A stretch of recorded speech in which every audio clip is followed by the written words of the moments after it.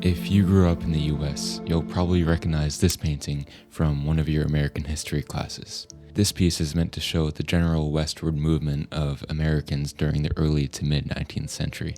But look here on the left side. These are obviously Native Americans, and pay attention to how they're portrayed.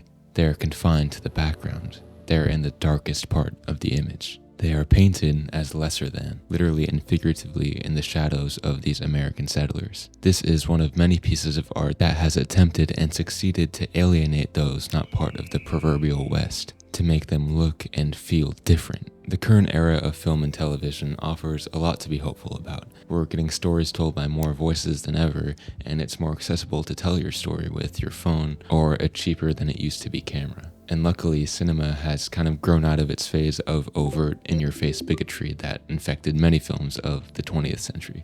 But even now, the film industry continues to have skeletons in its closet. One odd Hollywood tendency that has caught on, albeit in a sort of meme culture way, is this: the quote-unquote Mexico filter. Now, assuming that you meant to click on this video, you probably know what that term means. The almost monochromatic, deep sepia yellow look that has characterized countries below the US border and the Middle East, and to be honest, most places that have been villainized or subjugated or exploited by the West throughout history. And this look that Hollywood uses, this color, this filter, delegates certain characteristics to certain places and people in pursuit of making us, the audience, separate them from normalcy or comfort. The Mexico filter, or the yellow filter, as I'm going to call it in the rest of the video because I do not want to say that again, stands as one of the most widespread methods of othering in modern Hollywood, and continues to promote a dangerous and offensive undercurrent of Western superiority. But where did this all start?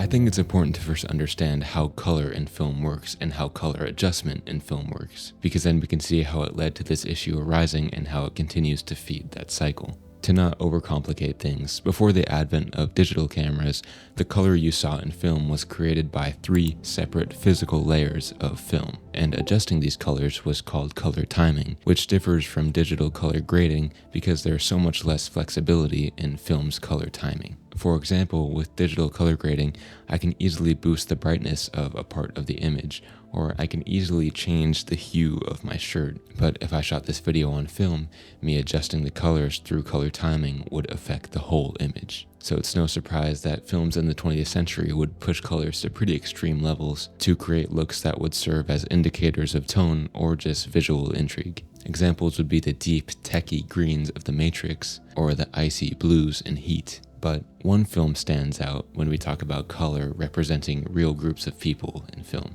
Steven Soderbergh's Traffic. There are a lot of interests in this town.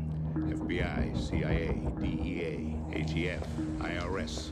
Right now they're scared of you. I'm not going to dive deep into the plot, but basically this film depicts 3 different vignettes that take place in 3 different locations. And for each of the 3 locations, there is a different color used to depict it. And surprise, surprise, the section that takes place in Mexico uses this color palette. This is widely regarded as kind of the start of the trend of how the global south is portrayed in cinema. It's really ironic how the limitations of color timing with film stock place general looks onto the whole image or the whole movie, with an overall lack of nuance. And this same lack of nuance and generalization is the exact problem with the yellow filter. It's why films that visually portray Mexico like Traffic can trigger extremely widespread cultural perceptions of those who are different from us in the West. To name a few more Hollywood productions that continued this trend, we have obviously Breaking Bad, and this one is pretty egregious. And more recent films like Extraction contained a significant amount of scenes that were color graded to have this now infamous look. And these are just the ones that have gotten the most media coverage. These are the ones that will show up when you search up the yellow filter.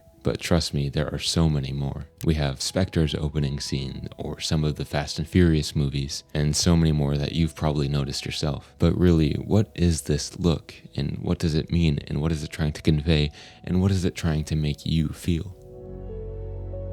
The fact that specifically a deep yellow-orange shrouds these often nameless locations in cinema is a crucial aspect of why the yellow filter is so threatening to the perception of countries that are not a part of the West. In a super enlightening article by The Medium, which I linked below, the author pointed out how many yellow and orange things in the West are used to depict danger. Just to name a few, you can think of street signs or cones or hazard symbols. And this is not Western specific, obviously, but jaundice. This filter makes people and places look sickly. The yellow look, if anything, creates a visible difference between those who we view as normal and those who we view as different in the West. It's manipulative, and it makes these locations look nothing like they are in real life just to continue pushing an age-old Western narrative. So now, negative third world perceptions of these places are being compounded on again and again in the name of trying to create a lawless tone. But when you connect lawlessness to an entire culture, that's when issues arise. And really, the issue that flows throughout this whole topic is perspective. Think about the painting that I brought up at the beginning of this video. It shows hope and elegance and righteousness for those a part of the United States, but in the process it sidelines the experiences and lives of an entire group of people, which diminishes the importance of their point of view in the culture. Similarly, the use of the yellow filter in Hollywood washes out the rich and deep history of these non-Western cultures, in favor of a perspective that flattens out entire continents into physical and moral stereotypes. But I think the last question I want to leave you with is, who's at fault? I truly do not think that the intention of the colorists or the directors was malicious, but maybe I would characterize it as irresponsible.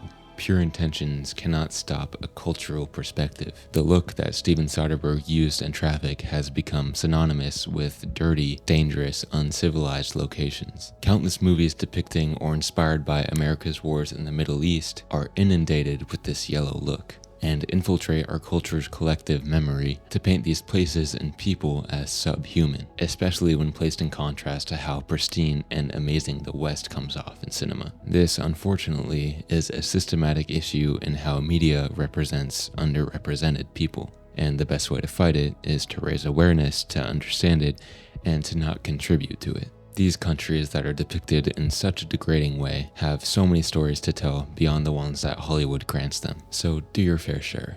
Watch foreign films and experience what these places and cultures and people are really like. There is so much out there that can show you the true color of these cultures. Thank you so much for watching and have a great rest of your day.